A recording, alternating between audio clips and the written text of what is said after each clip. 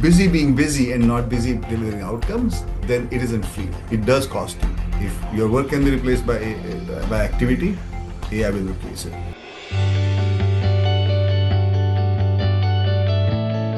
Back to our Life by Design journey. In our last session, we explored the adaptability advantage and discussed how, in an AI first world, our true edge is no longer just what we know, it's how quickly we can learn, adapt, and grow. Sunny also introduced us to the AQ habit map built around curiosity, courage, and capability, with a simple but powerful reminder: meaningful change happens through small and consistent habits. Today, we take this next step in that journey with a very, very relevant topic: the outcome advantage. In today's fast changing world, success is increasingly measured not by how busy we are, but by the outcomes we create. Many of us spend our days constantly occupied responding, multitasking, and checking things off. But activity alone does not always translate into impact. And in this session today, Vikram is going to be helping us understand the difference between being busy and being outcome driven, the three signals of the busy trap, how the workplace is shifting towards an outcome economy, and one simple but powerful question that can help us focus what truly matters. So we encourage everyone to participate, reflect, and take away something valuable for yourself in today's session. With that, over to you, Vikram. Thank you, Anna. Welcome, everyone. Very excited to do this session today. So I think, as Sunny likes to say, we always start with positive focus. So anybody want to tell us something positive that happened in this last week for you? Professional, personal. Anna, why don't we start with you? I'm saying thank you so much for picking me because I already had something in mind to share. And something positive that happened actually today, like about an hour ago.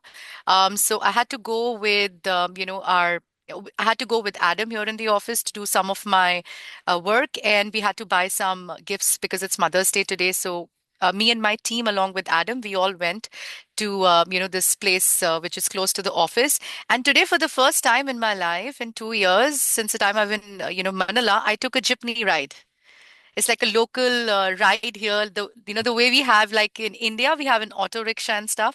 So today, I insisted my team that I am in no way going back to the office in Grab, and I want to go in a jeepney ride. So that was so amazing. It was so much fun. It was a beautiful, beautiful memory. Yeah. Why did you have to insist? Because it took us forever to find where can we actually get the jeepney that can take us here. So there are like four gates over there. So we were running around back and forth in the mall. That's why. Awesome, awesome. Always a great experience to do something different. Yes. Thank you. Who else? Who else wants to share something positive that happened in the last week? I knew Vikram. It's me. It's coming. Great. Uh, Positive. A lot of things are happening, Vikram, when it comes to personally and professionally. Personally, my son is growing. His interests are changing. He's becoming teenage, and I'm becoming a possessive mother. That's the wrong part. Professionally, we are achieving a lot of things. But one thing I want to share with somebody, with entire group here. I was driving my car, and suddenly two teenager girls driving their Activa, and I saw them, their hands up in the air, enjoying that. And trust me, Vikram, that moment I stopped my car and seeing them, it took me back to 15, 20 years back when I used to be in that age.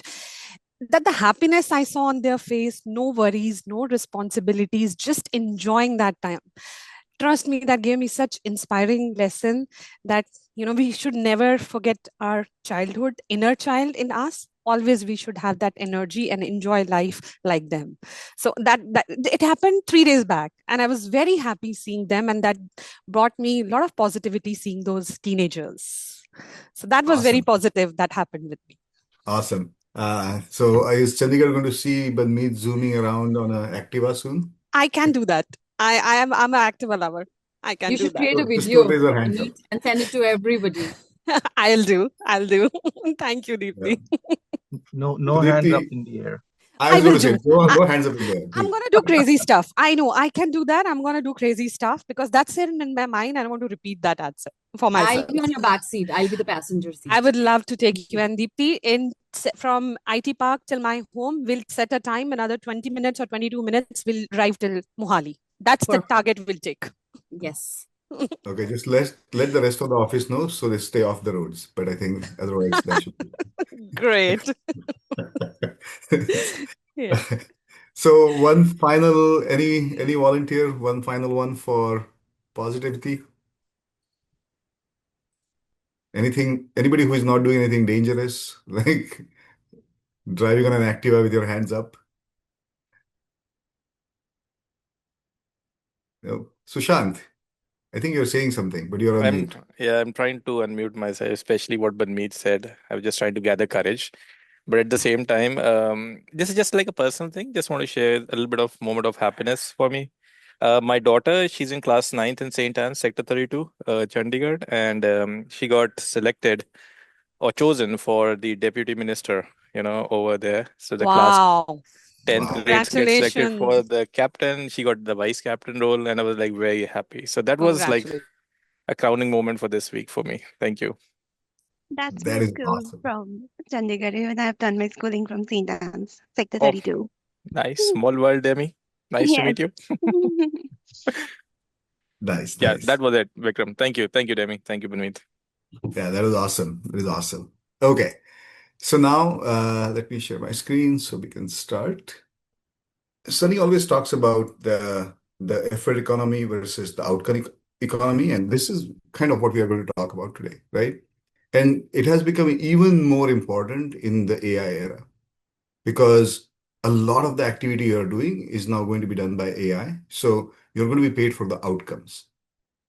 Paid, for job, but in general as well, even in your personal life, it's the outcomes that matter.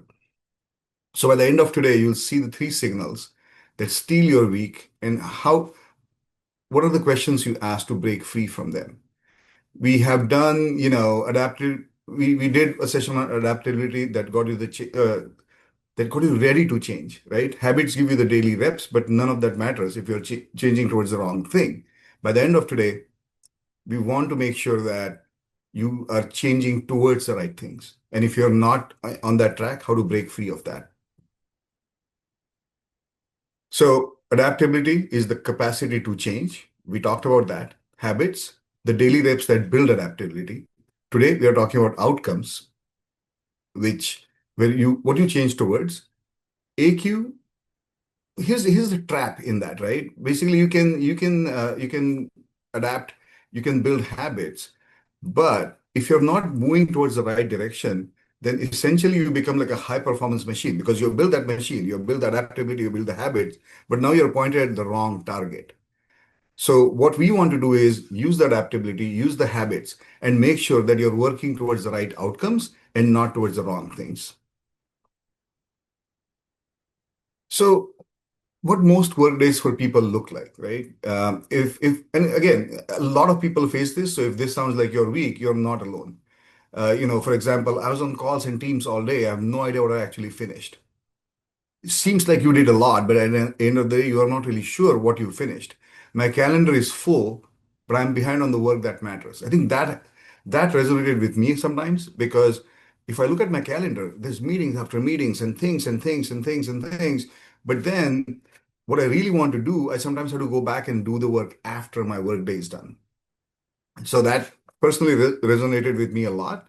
Um, I work late again. I should feel proud, but I just feel tired. Again, work late, but you don't feel proud because you didn't really necessarily achieve anything. You just did a lot of work, and all you feel is tired, and there's no pride in what you did. And sometimes I feel like the last one is the most damaging one. If I'm not visibly busy, will my team think I'm not contributing?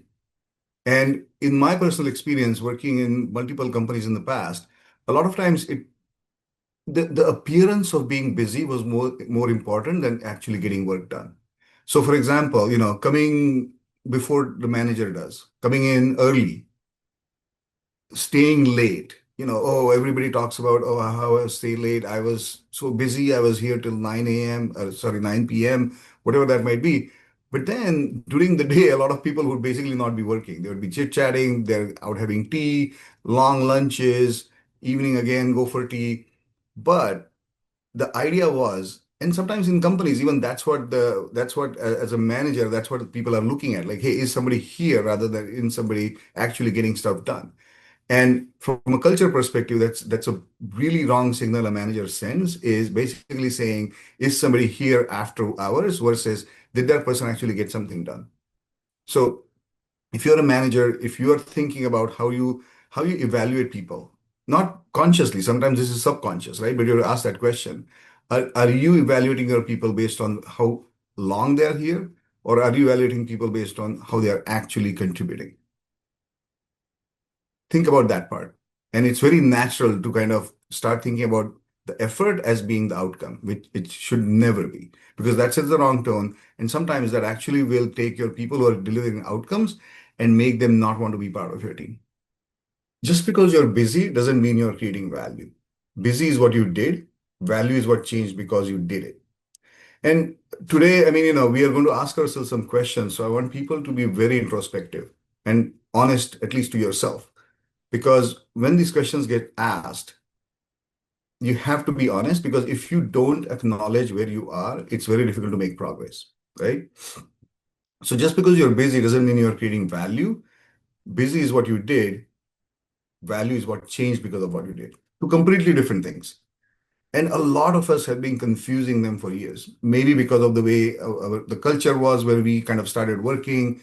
Maybe that's what has evolved over time, but it does happen quite often. Make sure that you're thinking about this on a regular basis. So why do you think we confuse them? Anybody has any thoughts on why that confusion happens? Is it culture? What anybody has your own personal experience about why we confuse being busy versus creating value? Sometimes to be honest, what happens with most of us, or especially it happens with me a lot, where you get into a lot of meetings, but what is the end result at the end? Am I creating that kind of a value that, uh, which has an effort on the product itself? So there are days which does not bring me that value at the end, but then I have to, make sure that have a separated out time which ensures that I'm creating value for my team, making sure that they have what they need. Otherwise, I become the hurdle in their path. Yeah, yeah, absolutely. Anybody else? Any thoughts before I move forward? Why do we confuse these two? And I cannot see everybody, so feel free to call people out if you feel like somebody might be able to, uh, you Sure, know, sure, absolutely. And guys, please, I think let's make it an interactive session and please let's, I think, participate and use the chat if you have any thoughts. We will call out. So we'll monitor the chat as well. But I mean, I would like to probably share my thoughts here. You know, what you asked, why we confuse being busy with the, I think creative, creating value, because I think sometimes, it gives us a sense of accomplishment, maybe. That I'm busy, I'm completing all tasks. I don't know if it's really creating an impact, like what you were saying, right? You have been in like Teams call all day. You feel that you were busy. By the end of the day, you feel, oh my God, I'm such a busy person, right? I was on Teams call. But when you sit with yourself, you really don't know what impact you created or what you completed, right? So I think it's that, that psychological, belief that, oh, I accomplished something by being busy. So that's yeah, something that I feel. yep, yep. And I think one of the challenges is that what gets measured gets done. Yep. So if in your Agreed. life you're being measured for effort, then Hmm. that's what you focus on. Agreed. If you start getting measured on the outcomes, then that's what gets done. So I think one Yes. of the reasons for the confusion is that, what gets measured get done. And for a long time, our culture has been that we measure effort because in some ways it's easier to measure effort. I can see if somebody's sitting at the desk for the 10 hours, right? It's slightly more difficult to understand what outcome they had during that day. So I think it has to change from the ground up, saying, here's what we're going to look at, and then immediately that is what people focus on. Yeah. So So don't measure the hard work, but I think measure the smart work, exactly, right? exactly. Yeah. You set that expectation that we are going to look at what the outcome is and not how much time you took to do it. I mean, obviously, there's some aspect of it. I'm not saying don't Yeah. consider that at all. But but I think as soon as we shift our focus to thinking about how are we evaluating people, how am I being evaluated? Is it because of how much work I did? Not necessarily. So that I think that's key. So I love it's called the productivity illusion because a lot of times it is just an illusion, right? We have been taught that being busy means that we are contributing.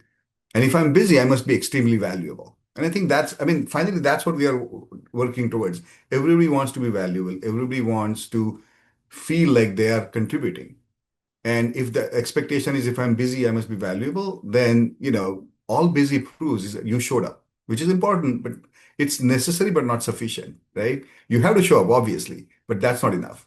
You filled your hours, you answered fast, the classic email thing, like, oh, I sent an email 7 in the morning or whatever that might be, right? Responding late at night because, oh, you know what, I'm available. But that's not necessarily the outcome we are looking for. Would that email have been okay answering tomorrow morning? Yes. But what would have really been important is to send the right email with the right information, with the right expectation of what was being asked, rather than just answering to make it seem like, oh, I'm still working, right? Or you look engaged. It looks like you're engaged.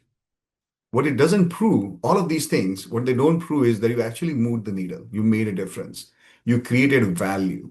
You delivered an outcome, or you made it count.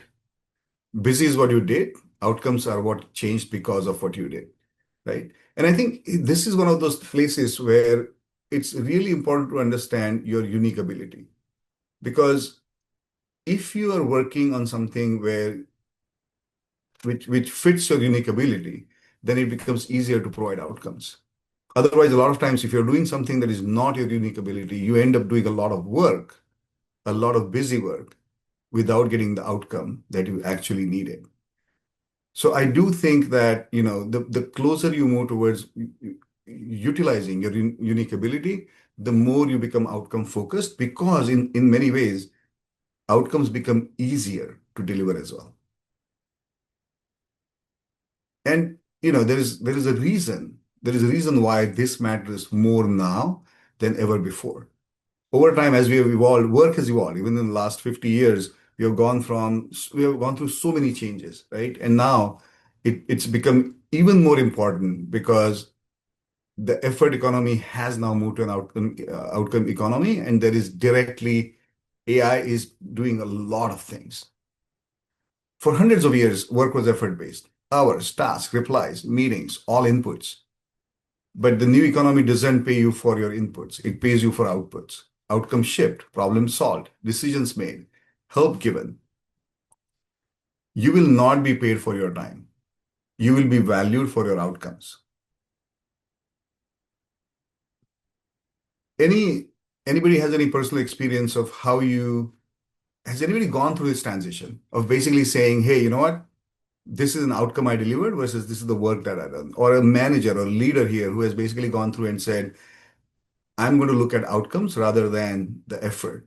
Or anybody who has seen their coworkers just showing effort and not any outcomes at all. Feel free to jump in.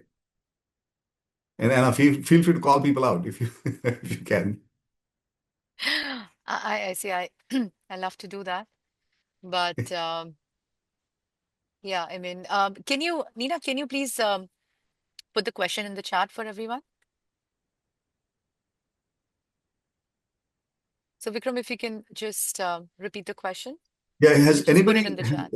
has anybody realized that they were being busy and not providing outcomes and had done something to change it? Like it could be a one-time thing, it could be a complete shift in terms of how you do it, but I would love to hear some experiences of how people have realized that they're just being busy. I see Noel on the call. Good morning, Noel. Hi, Anna. I knew it. Hello. And sorry, I'm so sorry. Please don't kill me later. But Okay. but no, so Mm. yeah, welcome Noel to the Life by Design sessions. This is Yeah. I think your first one. So Vikram and everyone, this Mm. is for all of you. Noel has joined us in the Philippines. this Monday as a senior HR Mm, manager. So, yeah. So but Noel, still, Noel, welcome yes. by being put on the spot. So And sorry, but even with that, I think you're not going to get away with the question. But the question is, Noel, has anybody realized that, or have you realized that, you're being busy but not providing outcomes? Has it ever happened to you? Yeah, it happened to me in my previous organization because I work in a big company where I manage 5,000, 6,000 employees. And when I get to the office, everybody seems so busy, especially when a client is there or a senior leader is there. So they seem to be like acting so busy. Schedule is full, but at the end of the day, they feel tired. They feel that they have not accomplished anything. They're just pretended to be busy. My department, I am in charge of the compliances and other stuff. So I really have to ensure that we have this outcome because if we do not have the reports on time, the compliances on time, we will be penalized. So that's why my my concern is really more into the outcome and not into how busy you are. I always have this in my team that do whatever you want to do as long as you are able to deliver your report, deliver your stuff at the end of the day. I don't care what you're doing there as long as you have your outcome with you. So that's my way of working with my team. I don't care. Do not pretend that you're busy typing there, opening emails, responding emails within 5 minutes, 10 minutes. That is not the way we measure things. It's how we create our outputs. It's how we complete our stuff at the end of the day, at the end of the week, and all those compliances are complied with, and no penalty from internal stakeholders, the clients, and the government. yeah, that's This is awesome. pretty much interesting because again, in a corporate environment, it's the other way around. People pretend to be busy, so that their managers, their bosses will think that I have hired a very good employee. Absolutely. Thank Oh, you. no, absolutely. Thanks, Noel. Thank you so much for that. I guess with compliance, you really don't have a choice. It has to happen. Otherwise, there's a lot of trouble coming. So it Exactly. automatically laser focuses you on outcomes. You have all the list of those compliances because if you failed one, then of course there's a penalty Yeah. and your boss will kill you. Yep. Awesome. Awesome. Uh, so I did talk about this a little bit before, but in the AI era, you're paid for outcomes, not what you do, right? I mean, in many ways, a lot of what you do is now becoming easier and easier because of AI.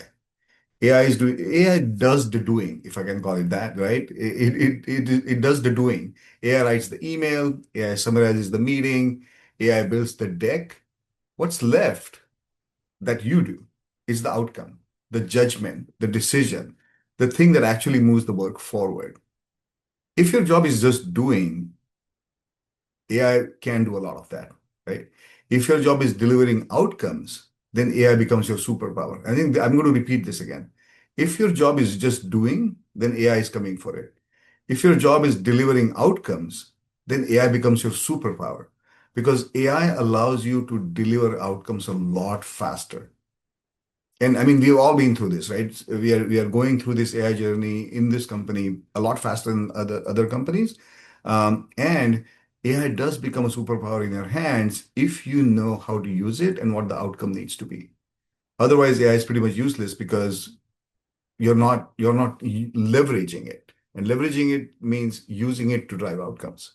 So I'm going to say it once again. If your job is doing, AI is coming for it.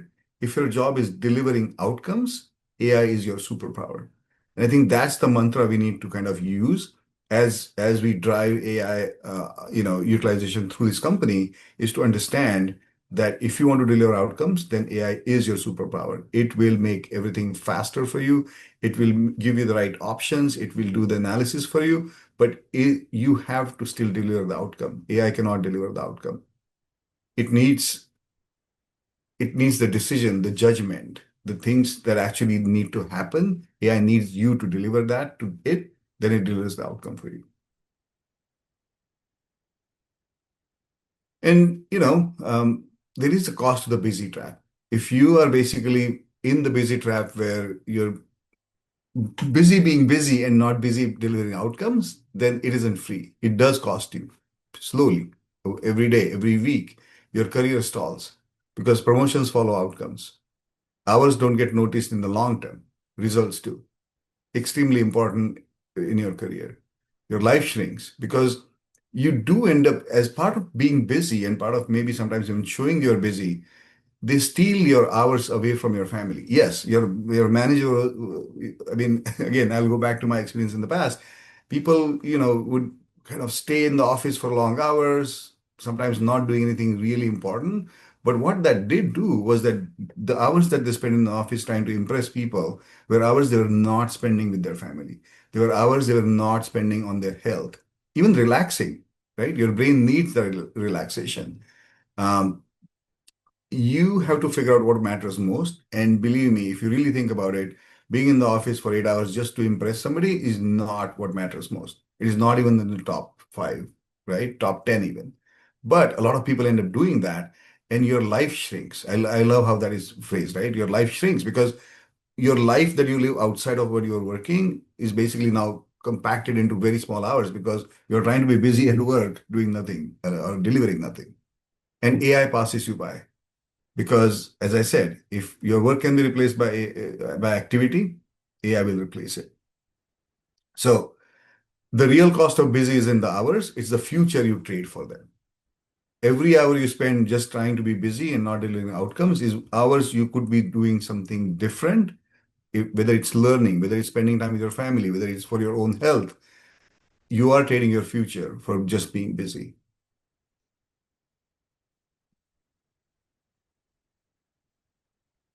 The real cost of being busy is in the hours, it's the future you trade for them. I love how that's put. And this isn't, I mean, we are not just talking about made up stuff. It's not just, oh, what I have seen or what Anamika has seen or what Noel has seen in the past. Um, Essentially, 68% of people feel busy all day. Most knowledge workers say that they're busy all day, but can't name what they finished. This is the Microsoft Work Trend Index analysis. Like, yes, they say they were extremely busy, but they can't really say what they finished in that one day, which is, counterintuitive. If you're so busy, what exactly do you get done? 60% of the workforce work week is lost. It's work on spent on time on work about work, emails, meetings. And this happens. I mean, this even sometimes happens to me where you have meetings about meetings, right? We have a meeting with so and so, let's meet about that. And then we had that meeting, so now let's meet about what happened in that meeting. And so the meeting sprawl is real. Email sprawl is real.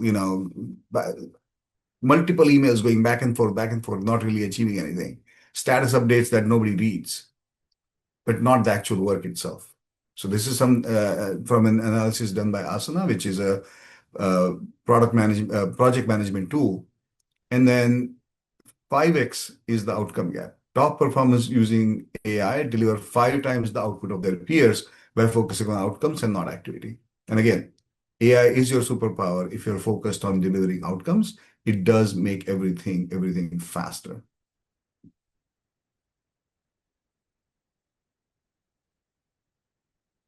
And 3 signals you're stuck, right? I mean, here's an interesting thing.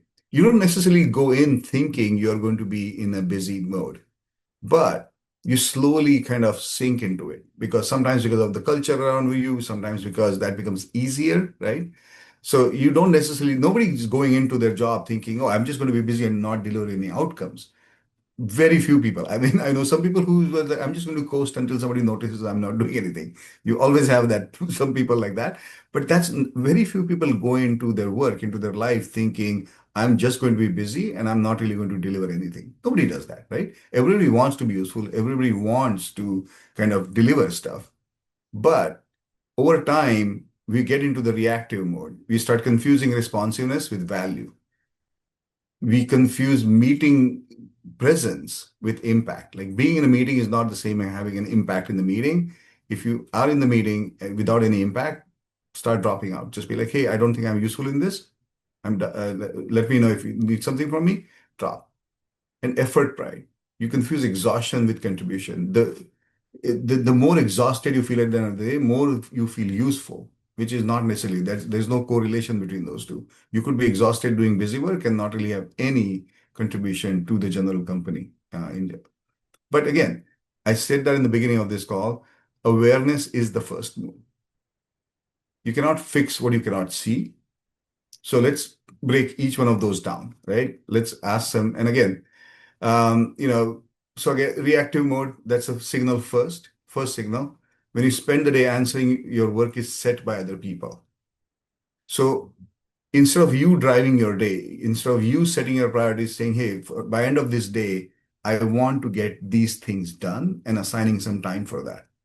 If you're not doing that, if you're basically reactive mode, you are, so for example, if your inbox sets your priorities, like, hey, as soon as an email comes, you're responding to that and not really taking care of what you decided to do at the beginning of the day. You're proud of fast replies, not finished work. Response time is a bigger thing for you rather than actually finished work. That's a reactive mode. End of day, many messages, no outcomes, right? So let's do a quick check. How many of you started today by opening your inbox rather than thinking about what you wanted to achieve in that day, right? If the answer is yes, you're already in reactive mode at the beginning of the day itself. Your priority should drive your inbox, not the other way around. If you feel anxious when you're offline for an hour, again, you're in reactive mode because your whole thing is about reacting to things that are happening when you're online rather than devoting time to think about the outcomes, think through things, think about what you want to deliver today, how you're going to deliver that rather than being constantly connected and responding to people. I mean, look, sometimes that's your job, that's a different thing. But at the same time, you have to make sure that you are not in the position where you cannot get any work done if you're not focused on your inbox. You have to get out of that reactive mode. Meeting theater, right? Being in the room is not the same as moving the work forward. A full calendar feels important. It feels really good to some people, like, hey, I'm double booked, I'm triple booked. I don't have any time to do anything today because I'm in all these meetings. But it often hides the real work. Back-to-back days, no time to do the work discussed. And that happens to a lot of people. I'll be honest, it happens to me as well. I will have meetings, so many meetings sometimes set up without any gap. So you're basically jumping from one meeting to the other.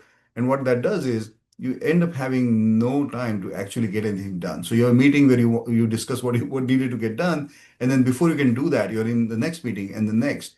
And the longer you wait before you kind of focus on what was talked about in the meeting, the more you forget, the more you lose context of what that was.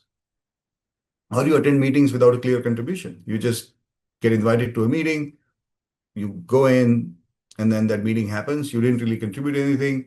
Sometimes what is being discussed is not even relevant to you, but you still attend that meeting. You feel like, oh, I was in that meeting.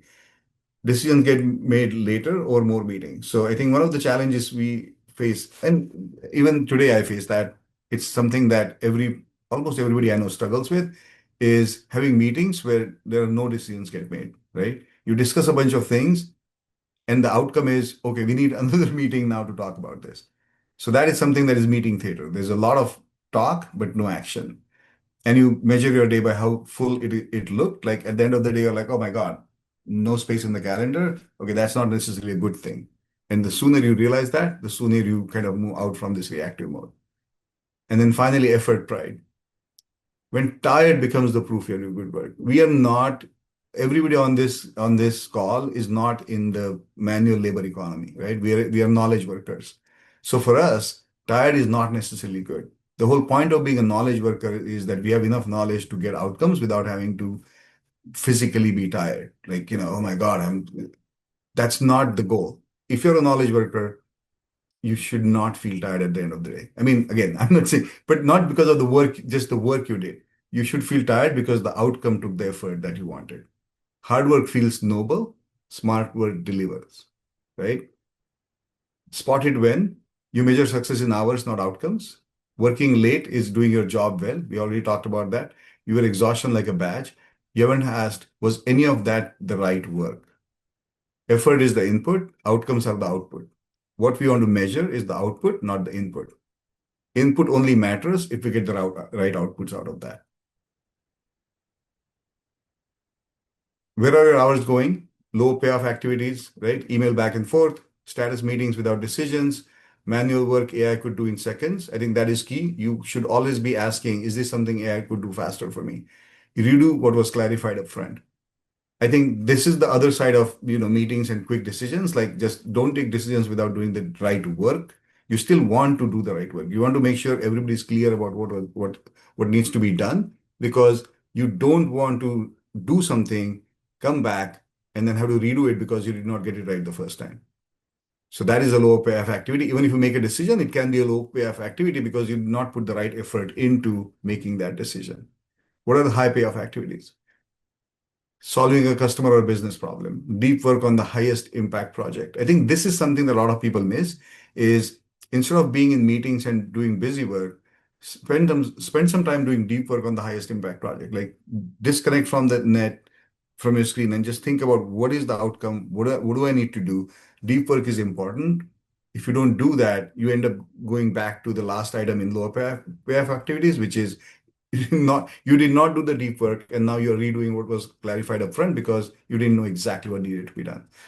Coaching or unblocking a teammate, extremely high payoff value.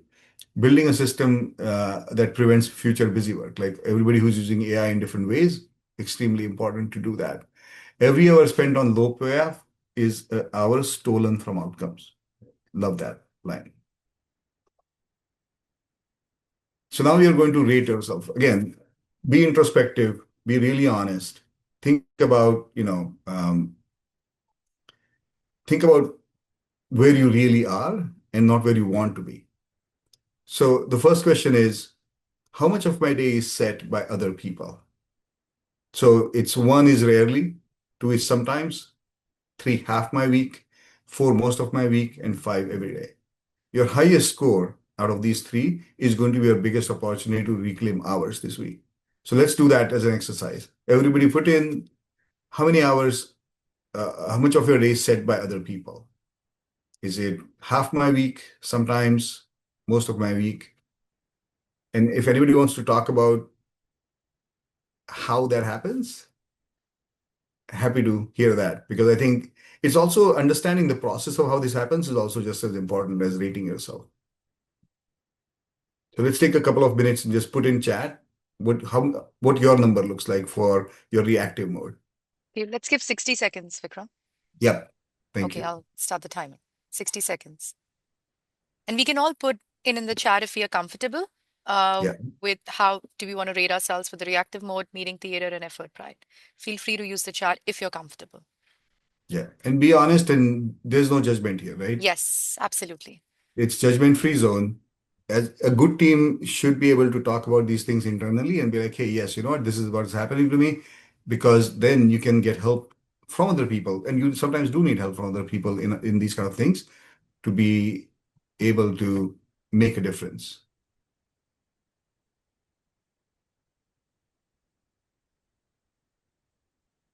I can go, Vikram. Oh, absolutely. Yeah. So I think for me, I feel for my was just, by the way, this is amazing. First of all, Vikram, this is really, really amazing insight. This is actually, a really amazing way to, I mean, we know all of this, right? The thing is that we know all of this, right? But I think we just don't acknowledge it, Exactly. right? Yep. Acknowledgement is missing. We know it, we keep doing it. We're aware, I would say, but we don't acknowledge it. And that's why I think we actually are stuck in the loop every day, you know? So Yep. yeah, for me, my numbers, they're bad, to be honest. Reactive mode, I would say it's four. Yeah, it's four for me. Meeting theater is how often do the meetings end up without a clear next move? It's almost like three. Maybe I would say 3.5. Effort pride, definitely, it's going to be three, being honest. Yep. Yep.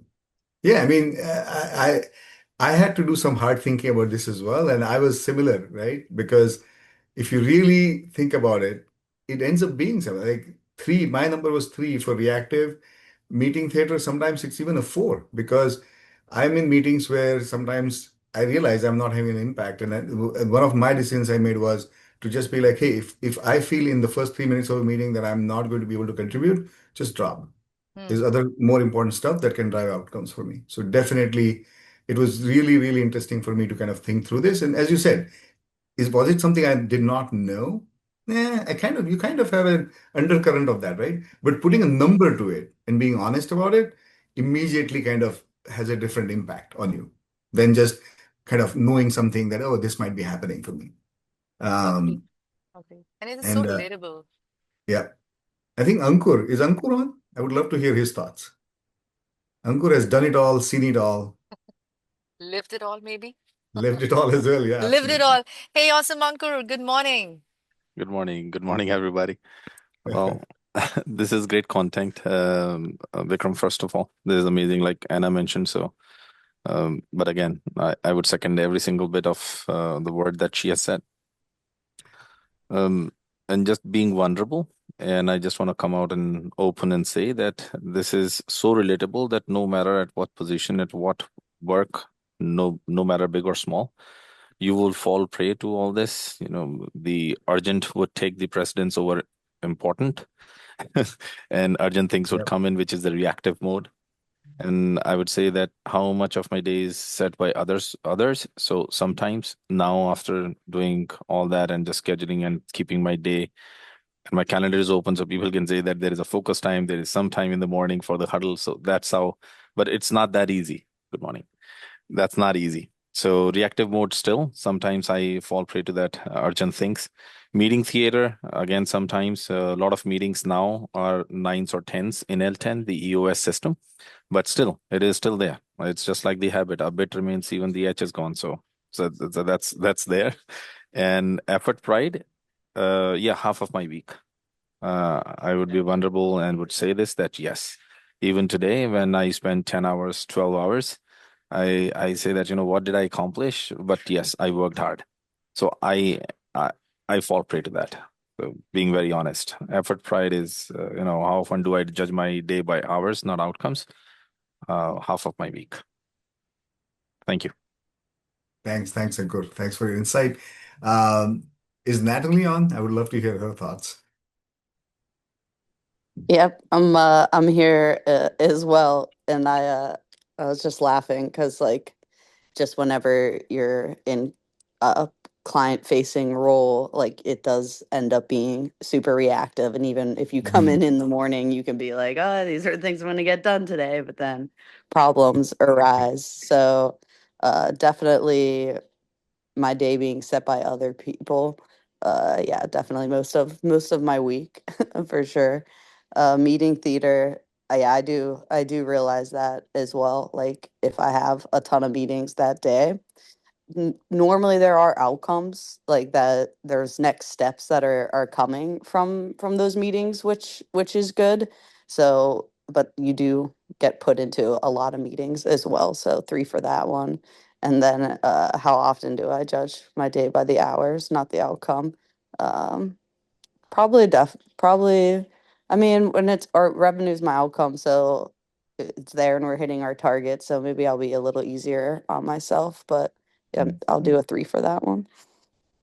Nice. And I call on you because I feel like you have cracked the code for meeting theater.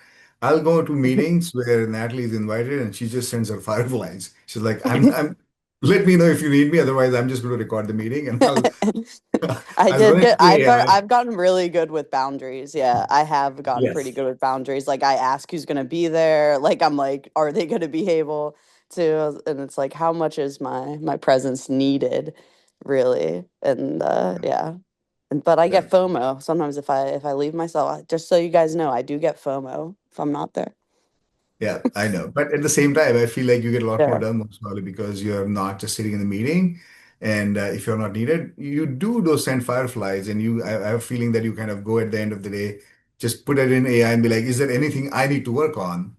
Otherwise, gone. So I've seen Yeah. you evolve over time and just being like, hey, if I'm not needed in the meeting, I'm not going to join. Yeah. So thank you. So we have Gagan as well. Hi, Gagan. Good morning. How are you doing? Gagan Chaudhary. I have to call Yeah, out the full name, right? yeah, To avoid the absolutely. confusion. Yeah, I still remember a few years back. I mean, we had four Gagans at Chandigarh site. I mean, even I used to receive some of the higher level emails, which were supposed to be sent to Gagan. And so on a lighter note, All yeah. right. Yeah. So So I would love your insights as well, Gagan, if you don't mind sharing. at my role in service delivery, I think reactive mode is most of the times because we always have, uh, everything, coming from all around. So we always need to be reactive. So yeah, so I would say 20% of the time is something we can spend in a proactive way, maybe 50, even lesser, 10 or 15%. So meeting theaters, um, I would say 40 to 45%. And effort pride, how often do I judge my day by hours, not outcomes? I would say 60%. Thank you. It was really, really good. A brainstorming session. Thank you, Vikram. Absolutely, Gagan. Thank you so much for being honest, right? Yeah, that was And really honest. Thank you. yeah, and that is true. I mean, in service delivery, you have to be in reactive mode sometimes. I think the key is to make sure you set some time aside for proactive mode because I think I love how Ankur always says urgent or important, right? And so, yes, there are urgent things, but there are important things as well. So, the strategic versus the tactical, how I think of it. Tactical is the urgent right now stuff, but everybody has to have the strategic viewpoint as well. You have to see the long term, you have to plan long term. If you're constantly doing tactical, then you're not planning the long term, and then it's not by design, if I can use our company mode, right? Your long term needs to be by design, not by default. If you only focus on reactive mode, it becomes by default. If you do kind of go into proactive mode as much as you can, you're setting the direction, you have a chance to do that, and then your future, your projects, everything else becomes more by design and not by default. And I think that is what really drives the difference.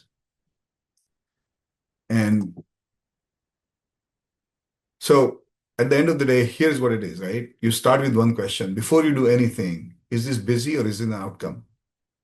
Just mental checklist. In the morning, and Ankur talked about, trying to put some time in the morning, but here's how to use it this week or the next week.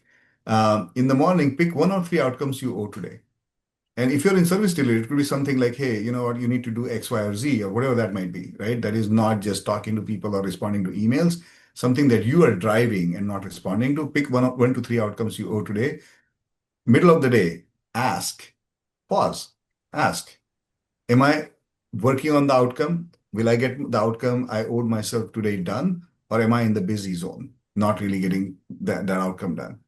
And on the end of the day, score your day on outcome shipped, not hours. And again, you can also look at the hours. I'm not saying do not look at the hours at all. It is important, but at the same time, that is what we focus on naturally. So you don't have to be reminded to do that. But at the end of the day, ask yourself, score yourself. Did I ship the outcomes that I wanted and not just the hours that I needed to work?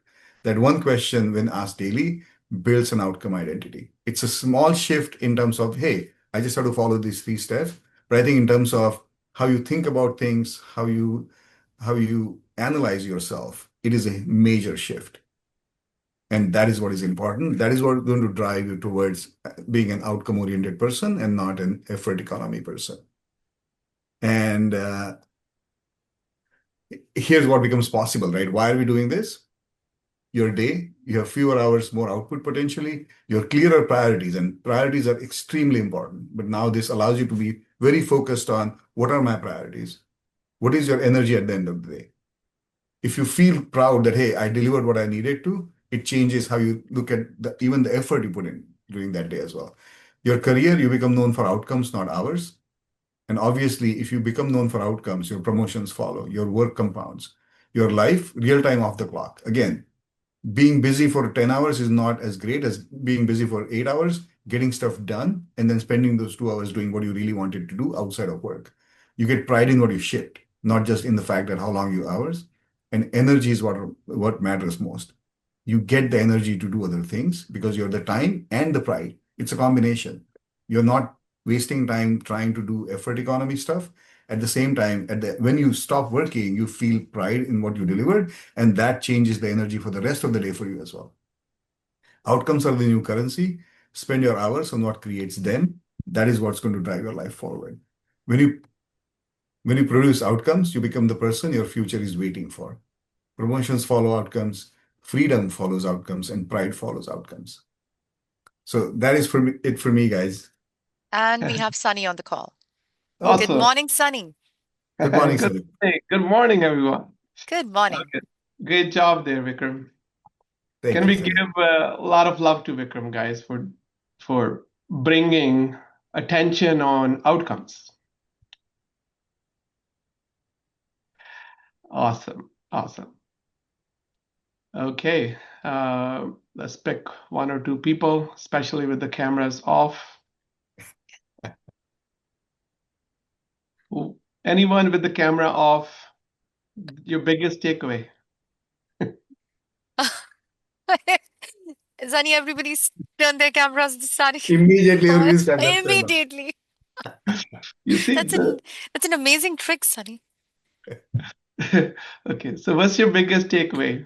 People with the camera off?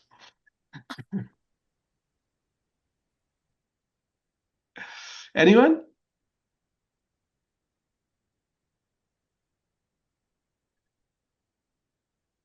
I think people might need to be voluntold, Sunny. Yeah, that's probably what we have to do.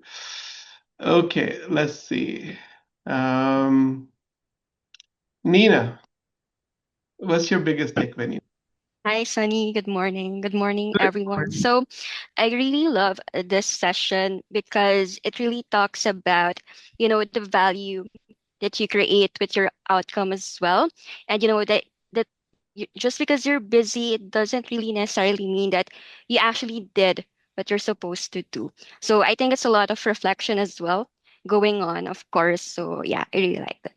Yeah, thank you. Thank you, Nina. Guys, let's give some love to Nina's courage to share. That's awesome. Everything starts with courage. Courage to commit to a bigger outcome. It takes courage. And when you commit, you deliver on the outcome, what does it do? It will take your confidence level up that you got it done. So there are people where they want to get it done, and there are people they get it done. Huge difference. Okay, so being busy for some people is a badge of honor. But the way world started working right now, we are actually, for all our products, we are redefining our pricing packaging strategy because they're like, I don't care about the managed services agreement. I do care about your impact on our business. We're going to pay for your impact. So if your work is saving us $100, we're okay to pay you $20. But you cannot charge us $100 and just say, okay, I have closed these many tickets. Or in the Team GPS world, you have given me these many licenses for the B2B SaaS platform. All companies are now challenged because of the AI, being paid for outcomes. So what happens when your clients start paying you for outcomes, your impact, and they are not willing to pay the price for how many engineers that they have or how many endpoints you're managing? It's about the impact. Your work, what did it do for us in terms of margins, in terms of client experience score going up? So because of the world changing, we got to change the adaptability, right? So it's built on adaptability, the last foundation that we talked about.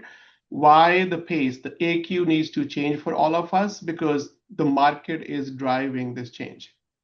So move from being like taking pride in busyness. So the badge of honor, rather than how many hours I worked or how many activities I have done, badge of honor should be what a result I produced. So in the SaaS platform world, demo, rather than demoing activities, demo results.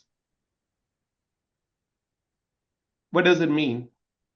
when you are having any kind of report with your manager or anyone or your team member or our client, we can demo these many tickets we have closed, or these many activities I have done, these many HR business partnership activities or meetings, or these many emails I have responded to, these many connects I have done one-on-one in the HR world, like with every department, or finance. Preeti can say, I have paid these many bills, right? Every department can think, rather than me demoing activities, can I demo result? Can I demo my impact? Impact is what matters. Would you marry someone who is always busy, but they are not busy for you, they're not impacting you in a positive way, right? If they're not creating any, their contribution is not there to the outcome at home, do you appreciate that relationship? Answer is no. People don't care how busy you are, in personally, professionally. People care about how you made them feel and what's your impact on them. That's the bottom line. So can we commit today to shift our mindset to go from busy economy to results economy? And the only metric is, what is my impact? Can I measure that? And is it aligned with the impact the other person is looking for? It's simple. Personally, professionally, you can win from that. You will appreciate those relationships where they're impacting you in a positive way, and that impact is well understood and aligned, because you may end up doing something that the other person don't want. Personally and professionally, same thing. Customer want this, you're doing this as an outcome, even then it doesn't matter. So start with clarity in terms of end in mind, the outcome that is desired by customer or in your personal relationship by someone else, and then align your effort, your talent, your activities to that outcome. Then the other person will feel that you're impacting them in a positive way. And with that, have a great rest of the day. Think this weekend, what should be my impact? And you take care. Bye. Thank you so much, Sunny. Thank you, Vikram. See you all next Friday. Thank you so much. Have a great Thank weekend, you. team. Bye. Have a great weekend.